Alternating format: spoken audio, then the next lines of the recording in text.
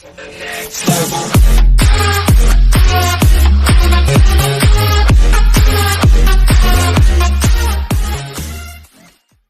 win for public safety or a government ploy? California set Los Angeles, the bustle inside lacks ammunition on the Friday before Father's Day betrayed the gloom of the outside sky. Employees inside the Los Angeles area gun shop had their hands full chatting with customers who were looking to replenish their ammo supply before July 1st, with some customers spending hundreds of dollars in the process. Why the hurry? That's the day we're probably up by 400% from where we were last year for this past month, and this month, in total sales, says Daniel Cash, the store's president. As it is, UAE state bans most assault weapons and restricts the sale and possession of large-capacity magazines. There's also the passage of Proposition 63, a gun control measure approved, coincidentally, by 63% of California voters in 2016, will strengthen those laws by taking aim at the sale of ammo. Everybody that has a gun knows about the law that's upcoming, Cash says. That's why you see the new law championed by Democratic government Gavin Newsom. All ammo sales will have to take place in person. Even online orders will have to be shipped to a licensed vendor's store before customers can pick them up. Gun owners and enthusiasts aren't happy, arguing that the new law will cost extra time and money. The biggest question on people's minds is what the process is going to be like, and how burdensome one's going to be, whether it's going to take it a tremendous amount of additional time, or whether it's going to cost them more money, says Alexander Reyes, a manager at Martin B. Redding, a gun shop in Culver City near Los Angeles. Selling semi-automatics. Advocates, though, remain convinced that the inconvenience to law-abiding gun owners is necessary for the public good.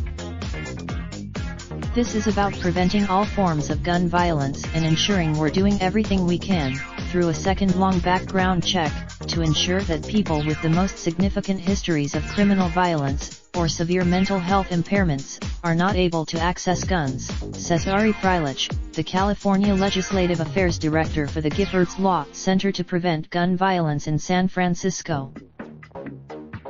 In a 2016 op-ed in the Sacramento Bee, Newsom wrote that the new law would treat ammunition sales as gun sales, a measure that, paired with the others in the bill, would help keep guns and ammo out of the wrong hands.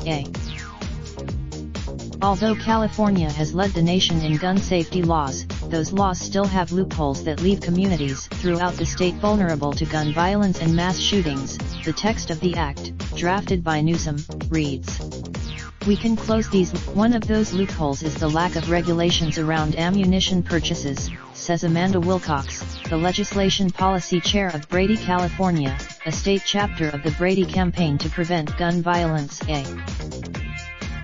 Prior to any of this, no one knew who was selling ammunition or buying ammunition. Ammo sales were completely unregulated, Wilcox says. You could sell ammunition. In other words, Wilcox says, the new measure could help prevent individuals who illegally possess guns from being able to purchase ammunition for them, while simultaneously alerting vendors and law enforcement. Obviously, we want people who can't pass a background check not to buy ammunition, Wilcox says. The legislation, some gun owners, however, insist that the new law does little to address illegal activity while unfairly targeting those who already follow the law. Anyone who is willing to murder innocent people does not have a regard for laws, clearly, and they are able to cross a border to purchase ammunition and violate existing California laws, says Ryan McDonnell, a gun owner from Alameda, east of San Francisco. Due process? Saving lives. Others say the new restrictions will simply encourage gun owners to purchase ammo elsewhere, negatively impacting California vendors. To me, it's just a way for the government to make more money. People are gonna go other places to get what they need, says Kevin McGliffin of Compton.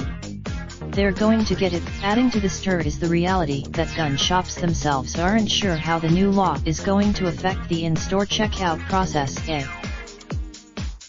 The reality is, the California Department of Justice Bureau of Firearms has said that they're not going to unveil the system, even to us, until July 1st, Reyes says. So even though confusion and resistance aside, Reyes hopes the new state law won't greatly affect the average gun owner. While it's unknown, a valuable tool, or an invasion of privacy, the average gun owner is probably not going to be as impacted as they think they're going to be, Reyes says. But, ultimately, he adds, there's a lack of concrete information and hearsay and gossip and everything. But it all gets straight, even if the new law doesn't altogether end gun violence, to provide a path for other states to follow. We can and should have a conversation about increasing our investments in mental health resources, Freilich says. None of that should also. This article originally appeared on USA Today. Raindrop, drop top, smoking, no cooking the hot pot. Fucking on your bitch, yeah, that. Looking up, open the park pot.